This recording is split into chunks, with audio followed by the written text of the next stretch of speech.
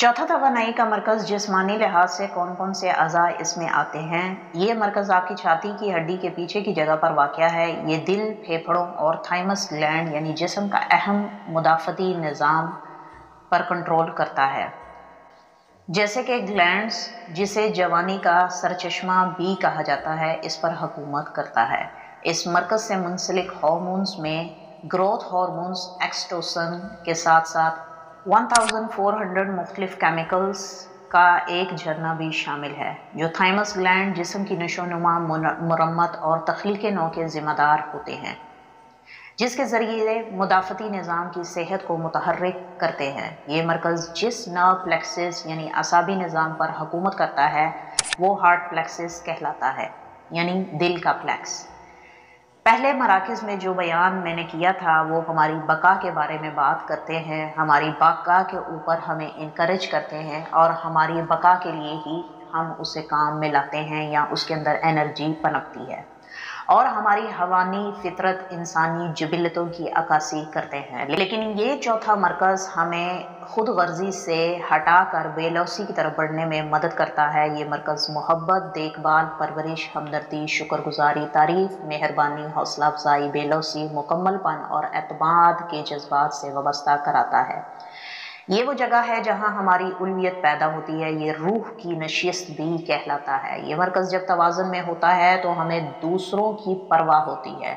हम कम्युनिटी की सबसे बड़ी भलाई के लिए ताउन में काम करना चाहते हैं। हम ज़िंदगी के लिए हकीकी मोहब्बत को महसूस करते हैं। हम मुकम्मल महसूस करते हैं और हमें मुतमईन महसूस होता है कि हम कौन हैं। इससे आगे हम बात करने वाले हैं पांचवें तवानाई के मरकज़ के ऊपर, जो आपके हलक यानी आपके गर्दन के हिस्सा पर वाक़या है। ये थायराइड, पैराथायराइड, थूक के गदूद और गर्दन के टिश्यूज़ पर हुकूमत करता है। इस मरकज़ से वाबस्ता हार्मोन्स में थायराइड हार्मोन्स T3 और T4 थायरोक्सिन शामिल हैं। पैराथायरॉयड केमिकल जो जिस्म के अंदर T3 एम्ब्यूलिज्म को कंट्रोल करता है और कैल्शियम की सतह गर्दिश करते हैं। ये मरकज़ जिस असाबी प्लेक्सिस पर हुकूमत करता है वो थायरॉयड प्लेक्सिस कहलाता है। ये मरकज़ चौथे मरकज़ में आपकी मोहब्बत के इजहार के साथ साथ आपकी सच्चाई को बोलने और ज़ुबान और आवाज़ के ज़रिए अपनी हकीकत की ज़ाती तौर पर बाइख्तियार बनाता है। जब पांचवा मरकज़ बिलमुशाफा यानी मुतबादिल मतवाज़न होता है तो आप अपनी मौजूदा सच्चाई को आवाज़ देते हैं, जिसमें आपकी मोहब्बत का इजहार भी शामिल होता है। आप अपने आप से और ज़िंदगी से इतने खुश होते हैं कि आपको सिर्फ अपने ख़यालात और एहसासात को बांटना होता है। छठा तवानाई का मरकज़ आपके गले के पिछले हिस्से और आपके सर के पिछले हिस्से के दरमियान की जगह पर वाक़या होता है। अगर समझने में मुश्किल लगे तो आप इसे दिमाग के मरकज़ के तौर पर थोड़ा सा आपके सर के पिछले हिस्से की तरफ समझें। ये पाइनल गदूद पर हुकूमत करता है, जो कि एक ख़ास और मुक़द्दस गदूद यानी स्पिरिचुअल गदूद के तौर पर जानी जाती है। जैसे कि मैंने अपनी पुरानी वीडियो के अंदर पाइनल गदूद के ऊपर वजाहत दी है। अगर आपने वो वीडियो नहीं देखी आप उसको देख लें ताकि आसानी तरीके से आप समझ पाएँ। इस मरकज़ को थर्ड आई के नाम से भी जाना जाता है, लेकिन अगर यहाँ पर हम इसको पहली नज़र का नाम दें तो गलत नहीं होगा। ये उस दरवाज़े से मुंसलिक करवाती है जो आपके ख्याल को तब्दील करता है, ताकि आप पर्दे के बाहर देख सकें या कह लें कि हकीकत को गैर खतूती अंदाज में देख सकें। जब ये मरकज़ छठा तवानाई का मरकज़ खोला जाता है तो एक रेडियो एंटीने की तरह होता है, जिसे आप पांचों हवास से परे आला ताद्दुद फ्रीक्वेंसी में ट्यून इन करके इसे इस्तेमाल कर सकते हैं।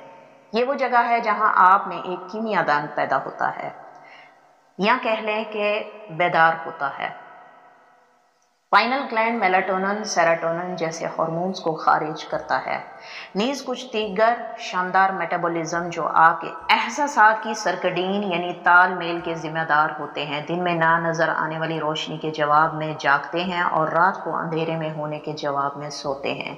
दर हकीकत पाइनल गदूद नज़र आने वाली रोशनी के अलावा तमाम बरकी मकनातीसी ताद्दुद लहरों फ्रीक्वेंसी के लिए ख़ास है और मेलाटोनिन के जवाबी कीमियाई मुशक्किकात पैदा कर सकता है, जो हकीकत के बारे में आपके नज़रियात को बदल देता है।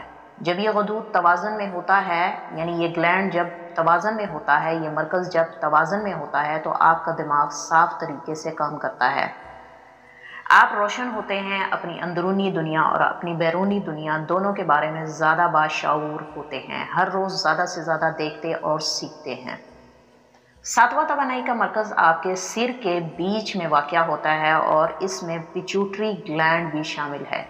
اس گلینڈ کو ماسٹر گلینڈ کہا جاتا ہے کیونکہ یہ ماسٹر گلینڈ آپ کے دماغ کے اس حصے سے آپ کے pineal gland, thyroid gland, thymus gland, adrenal gland اور آپ کے تمام گلینڈز تک نیچے کی طرف ایک جھرنے کی طرح حکومت کرتی ہے، جس کا مین کام تمام گلینڈز میں ہم آہنگی پیدا کرنا ہے۔ اور آپ کے جنسی گلینڈ کا راستہ یعنی پہلے مرکز کا راستہ یہ جسم کا مرکز ہے، جہاں آپ اپنی اہلیت کے اپنے سب سے بڑے اظہار کا تجربہ کرتے ہیں، اور یہیں سے آپ کی علویت، آپ کے شعور کی اعلیٰ ترین سطح کی ابتدا ہوتی ہے۔ جب یہ گلینڈ یا غدود توازن میں ہوتا ہے تو آپ تمام چیزوں سے ہم آہنگ ہوتے ہیں۔ آخر میں یہاں پر آپ لفظی طور پر سمجھنے کے لیے ایک مرکز اور اضافے کے طور پر لیں، جو کہ اللہ رب العزت کی ذات ہے، جو آپ کے جسم کے کسی حصے سے وابستہ نہیں ہے ظاہری طور پر، یعنی جسمانی طور پہ کوئی بھی اعضاء اس مرکز کے اندر نہیں آتا، لیکن یہ مرکز آپ کو کائنات کے ساتھ تعلق کی نمائندگی کرواتا ہے۔ جب یہ مرکز فعال ہوتا ہے یا ایکٹیو ہوتا ہے تو آپ اپنے آپ کو وصول کرنے کے لائق محسوس کرتے ہیں۔ یہ آپ کو بصیرت، افادیت، گہرائی سے سمجھنے اور تعدد یعنی فریکوینسی اور معلومات کے تخلیقی بوجھ اٹھانے کے لیے کھولتا ہے۔ جو فریکوینسی یا نور آپ کے جسم اور دماغ میں آتا ہے، نہ کہ آپ کے اعصابی نظام میں محفوظ یادوں سے، لیکن کائنات کا یہ یونائٹڈ سرکل جو ہماری انفرادی ذات سے زیادہ ہے، اور اس کے ذریعے بندہ معلومات کا وہ خزانہ حاصل کرتا ہے جس کی کوئی لمیٹیشن نہیں ہوتی۔ ابھی آخر میں ہم یہاں پر تمام پلیکسس اور تمام گلینڈز کو انگلش میں سمجھ لیتے ہیں تاکہ آپ کو ایک دفعہ ریوائز ہو جائے کہ ہماری باڈی کے ان مراکز کے ساتھ ساتھ کون سے گلینڈ اور کون سے پلیکسس انٹریکٹ کرتے ہیں۔ سب سے پہلا آپ کا انفیریئر میسنٹرک پلیکسس ہے، جسے سیکچول گلینڈ بھی کہتے ہیں۔ دوسرا سپیریئر میسنٹرک پلیکسس ہے، جسے ڈائجسٹو پینکریاٹک گلینڈ بھی بولتے ہیں۔ تیسرا سولر سیلیاک پلیکسس ہے، جسے ایڈرینل گلینڈ بھی کہتے ہیں۔ چوتھا ہارٹ پلیکسس ہے، جسے تھائمس گلینڈ بھی کہتے ہیں۔ اس کے بعد پانچواں ہمارا تھائرائیڈ پلیکسس ہے، جسے تھائرائیڈ گلینڈ بھی کہتے ہیں۔ اس کے بعد چھٹا ہمارا پینیل پلیکسس ہے، جسے پینیل گلینڈ بھی کہتے ہیں۔ اس کے بعد پیچوٹری پلیکسس ہے، جسے پیٹیوٹری گلینڈ بھی کہتے ہیں۔ تو ہم نے جانا کہ ہمارے جسمانی اعضاء کی تمام ایکٹیویشن اور کنٹرول جو گلینڈ کرتا ہے وہ پیٹیوٹری گلینڈ ہے، یعنی پیٹیوٹری پلیکسس جس کو کہا جاتا ہے، اور پلیکسس کے اندر ہارمونز، کیمیکل شامل ہوتے ہیں، جو کہ میں نے پچھلی ویڈیو کے اندر آپ کو بتائی تھی۔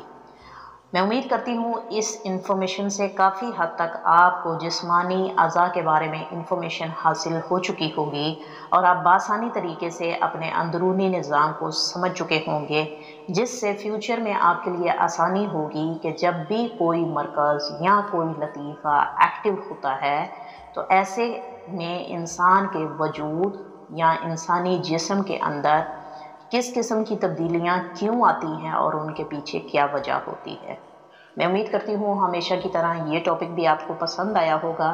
ملتے ہیں اگلے ٹاپک میں کچھ نئی باتوں کے ساتھ، تب تک کے لیے آپ سے اجازت چاہوں گی۔ اپنا خیال رکھیے گا، دعاؤں میں یاد رکھیے گا۔ ٹیک کیئر، اللہ حافظ۔